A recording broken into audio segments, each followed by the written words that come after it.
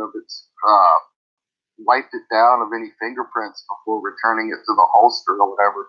No one's suspicious to the cops either. They're like, okay, he obviously committed suicide. We believe y'all. And, all right, here's the biggie, or here's the closer if people are getting bored.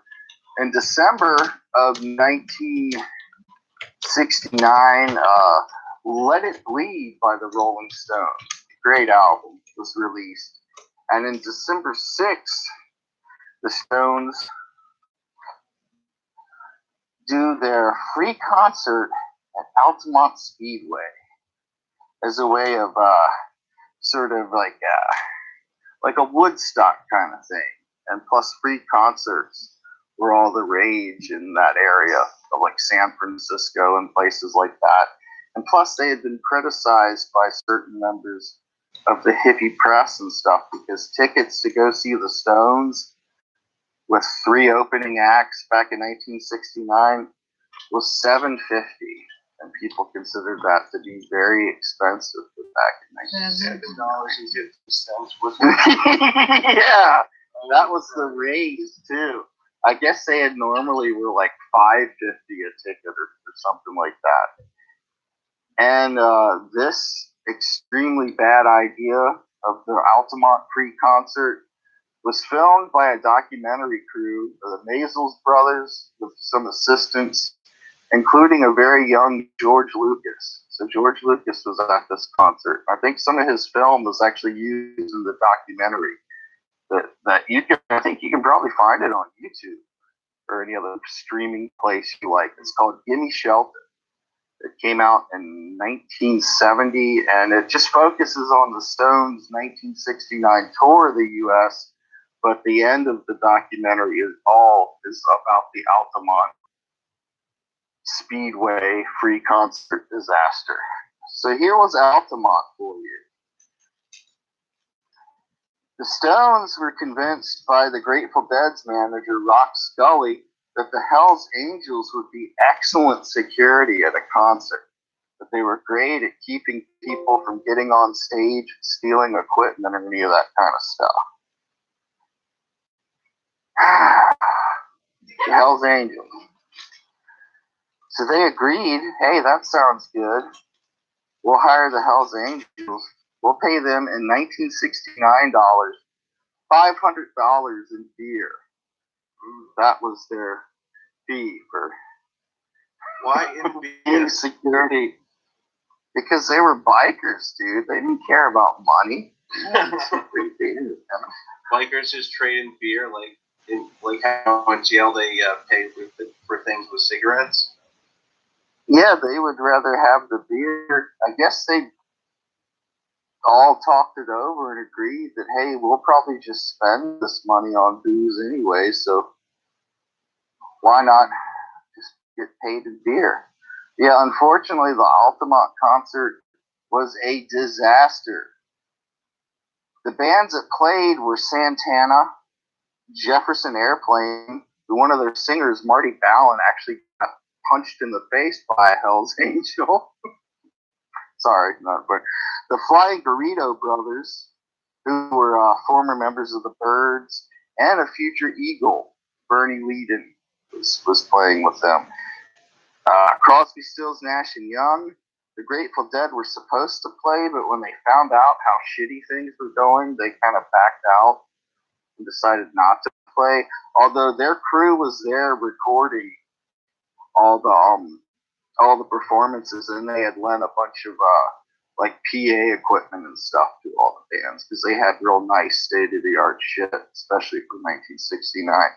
So without the Grateful Dead playing, there was 2 whole hours of the audience just waiting and doing nothing, but just like getting more and more pissed off.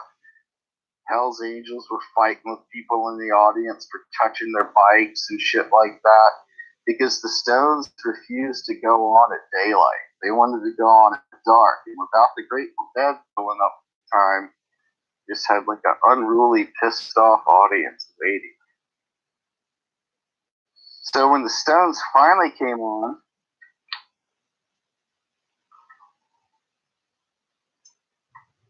This is pretty bad, dude. What? What happened? During one of their songs, Under My Thumb, an 18-year-old black guy named Meredith Hunter was stabbed to death by one of the Hells Angels because he pulled a gun out and just had the gun. He wasn't pointing at anyone, but he did pull a gun, so for that he got stabbed and kicked and beaten by a shitload of Hells Angels. Why did he pull out a gun? Because the Hells Angels were probably already fucking with him, because he was a black guy at the concert with a white girl.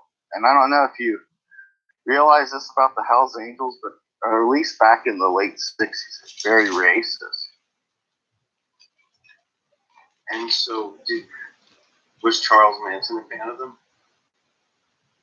I don't know. I think Charles Manson did want to get in good with bikers, but I honestly think the Hells Angels would have thought that Manson and his family were just total fruitcakes and had nothing to do with them. Because back then, the Hells Angels were all ex-military.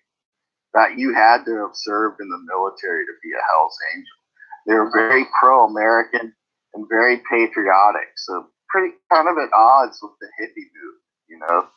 Hells Angels were pro-war, pro-Vietnam, pro-all that, you know. If they caught you burning a flag or something, they would have beat the shit out of you.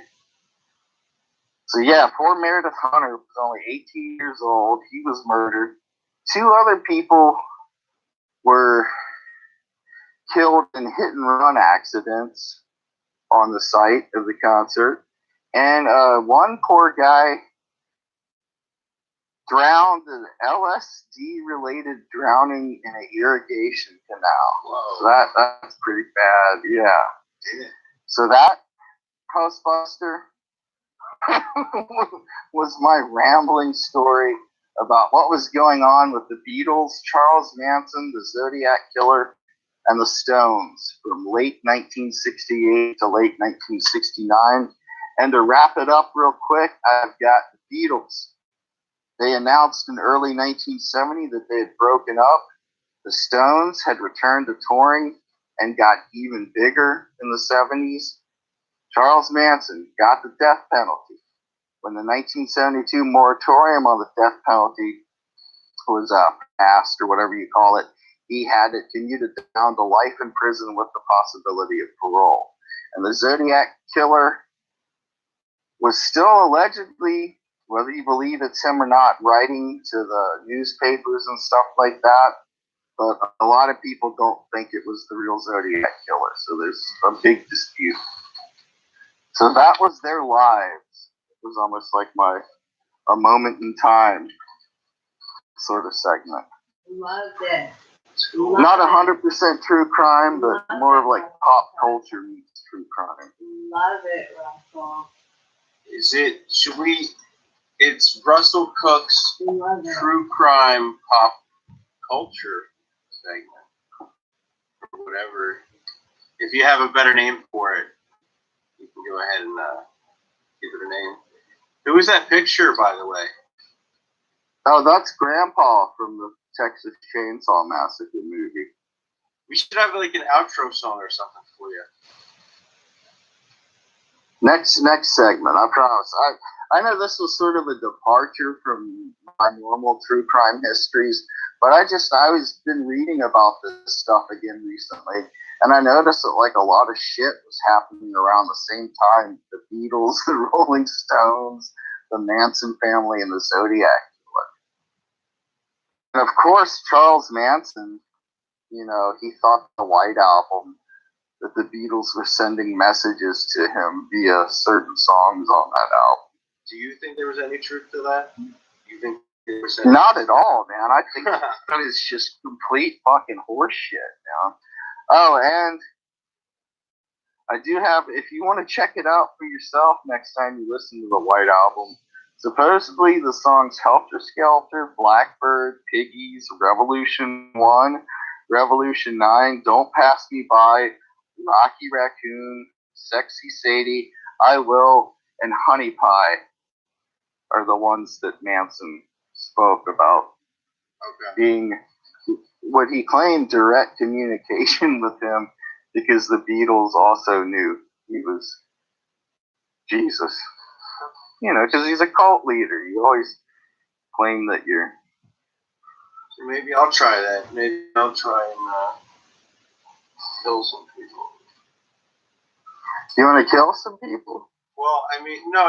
You know what I'm going to do? I'm going to listen to it. I'm going to watch whatever he's watching, and then listen, to what he listened to, and then, see if it inspires me to do the same thing.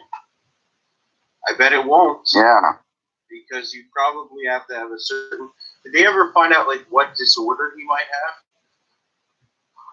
I think he was supposed to have, like, narcissistic personality disorder and be kind of like a sociopath. Maybe not totally a psychopath, but a sociopath, which isn't as bad. But what is not the good deal with that? either. What is a sociopath? I think a psychopath acts on their own. A sociopath manipulates other people to do what they want. And this good example of that would be Charles Manson. Remember, he actually didn't murder any of those people. Well, you were mentioning something earlier about Manson shooting somebody?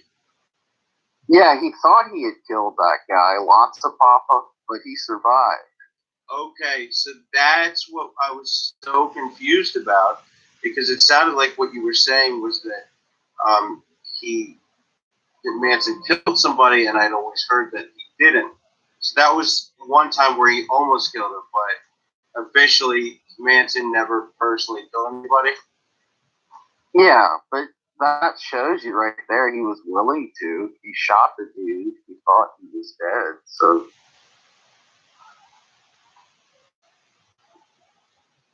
I am going to... Oh, do we have any other true crime, or are we wrapping this up? That was it, to be honest with you. That was my pop culture true crime history. All right. That is a probably the strongest segment of our show is Russell Cook's true crime. The scissor, I got to get the right scissor proportions to not off exactly. I'd like to respect chat real quick. What's that? Thank you. I'd like to respect chat real quick. I hope that the story was somewhat coherent and somewhat enjoyable. Yeah. I'm a fan. Well, thank you. I think I'm going to get Sam Hill's music up here. So what is the chat saying?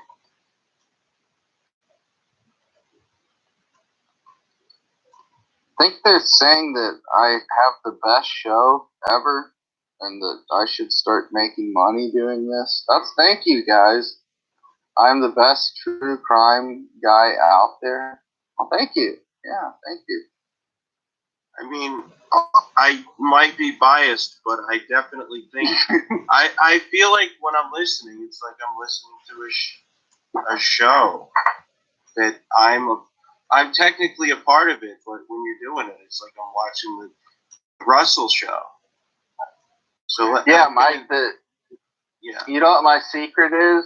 Well, even though sometimes it doesn't always work, but my secret is take plenty of notes. Copious amounts of notes. So you can always hop from one thing to the other. Just trying to memorize all those dates and all those names and stuff, fucking impossible. I can't do it. Yeah, I'm trying to figure out how to do notes, but I'm on camera, so it's like I don't know. Yeah, that's why I don't go on camera, because it would just be me looking down reading 3 or 4 pieces of paper I've written notes on. So I'm trying to get the what is this hurdy-gurdy man. So I think Sam Hill is Is that the song that he wants to come on? It's a cover of it, right? Yeah, by the Classic Rock Kid. Okay. I don't know who he is, but he's the Classic Rock Kid. That's who he is. So I will get. Amazing.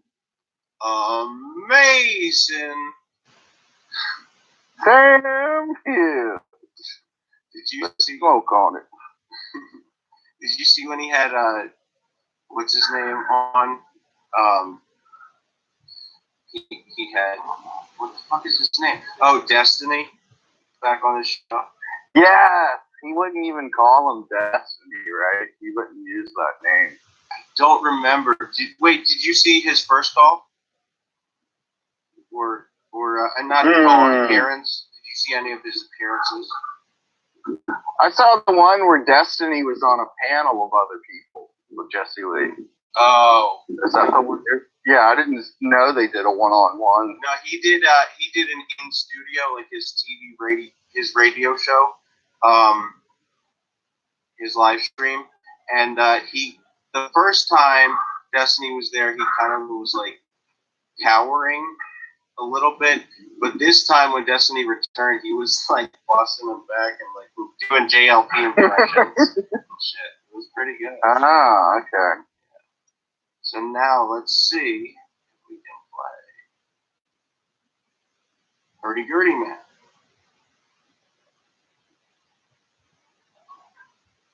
Why do they call you Sam Hill?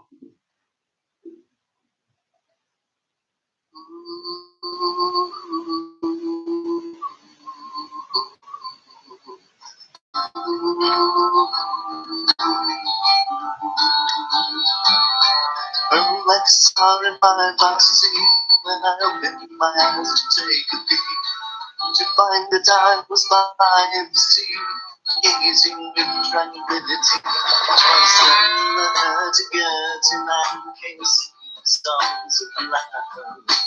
Then the hurdy-gurdy man came singing songs of love.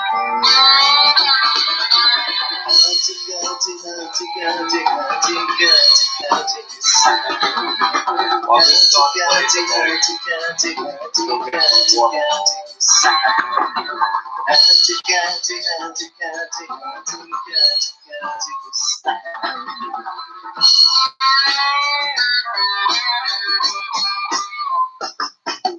Series of ages last, light and shadows gas. Down there all eternity, cries up humanity. Children when they're true man. Songs of love. And the hurdy-gurdy man comes singing songs. I'm here, motherfuckers! Oh, God, I'm coming for you.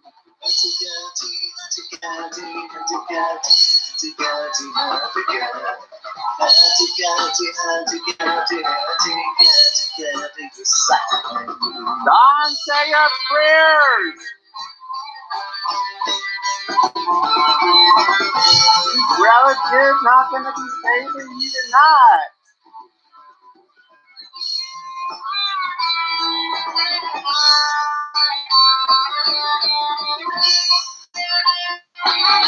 No hurdy-gurdy helping me for you, darling. It's on you, thinking, and that's what you do.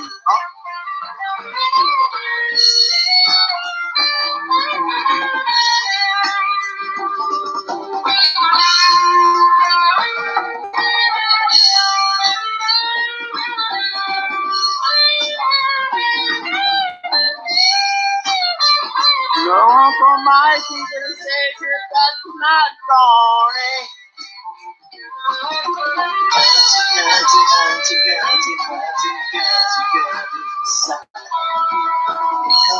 You gonna need a backup mattress to lay on after tonight there, Donnie.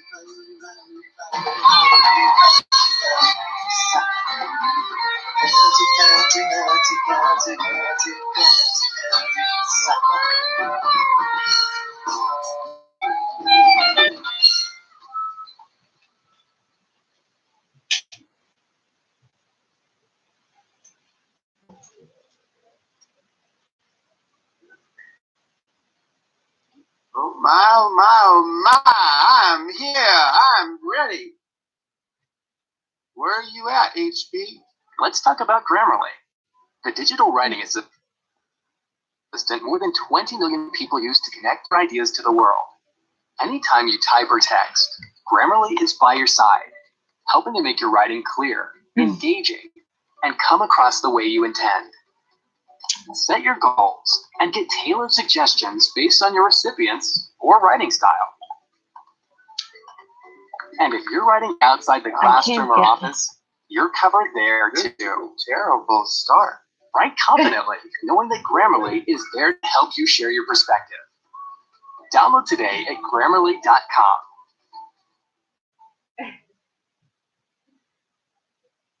It's Grammarly Flanagan's President's Day sale. Go online or come in store. Save up to 30% on new furniture. Plus, save big on our best mattress options like Tempur-Pedic, Casper, and Beauty Rest Black at the President's Day sale at Brewmore and Flanagan. I don't.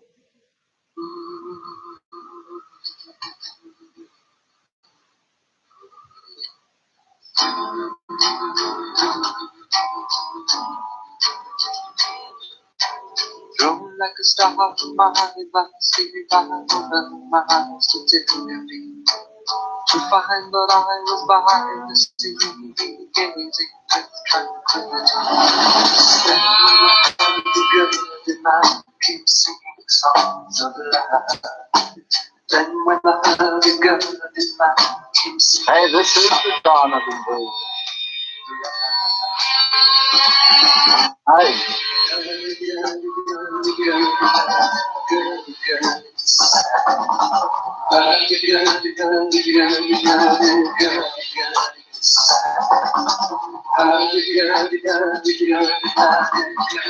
Wow, I'm more mad than ever now, Dawn.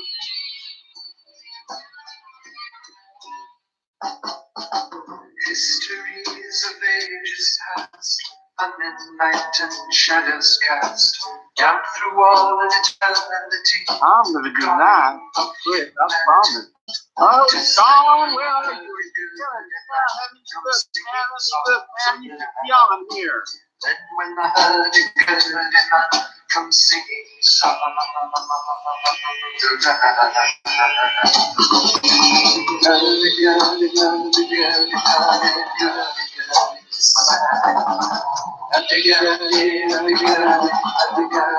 Oh, I don't care about culture, Alex.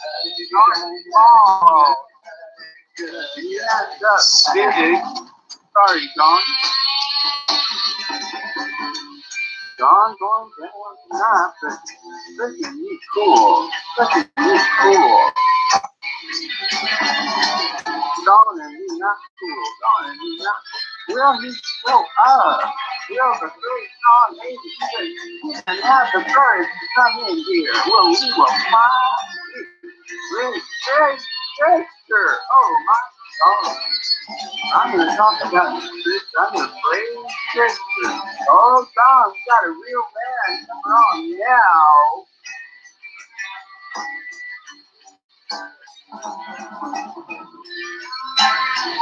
Yeah, it's hard to be mad with the prisoner. So, where's my award, Richard? I'm after a award, man. Where's my award? Maybe he'll give it to you now. I see you in class. I'm going to deserve that award. I'm going to award. Oh, for you say, you won't be able to take another award from me.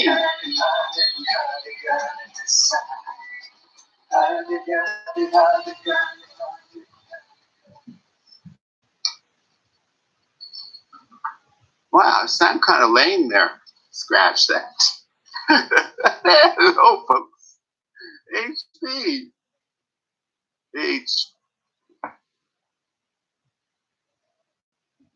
HP, man, he takes off, but I don't think he took off even before it came on before. Put you up there a little high. Gentlemen, this is a family show. Not again.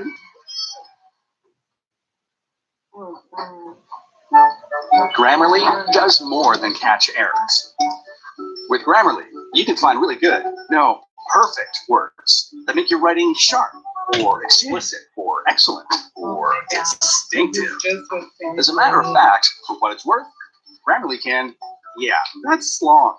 We can get rid of that, and this, good, and this. I don't feel anything, Dawn. Helps you You get this don't up. try anything, If you tell Dawn. make someone feel like this, Grammarly can remind you. It would help if you soften your tone. And if you need I'm not. support, Grammarly We encourages you to We write have promptly. like 2 or 3 or 5 or 6 or 8 or 9 hours to work this out. Click. Better reconnect. Grammarly, helping you Click is cool. I'm gonna get along. Grammarly.com and download today. Want to buy a bridge in Brooklyn?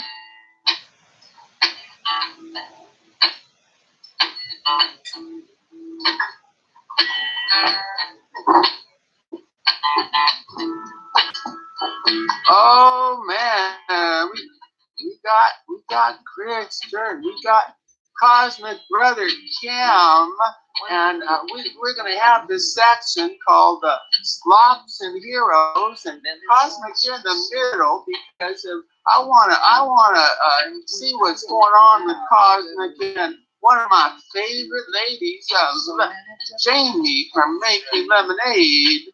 So we'll see if Cosmic ain't there too.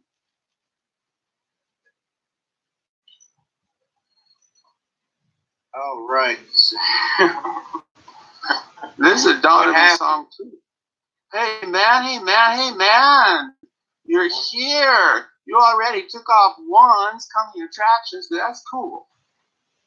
Yeah, well, fucking.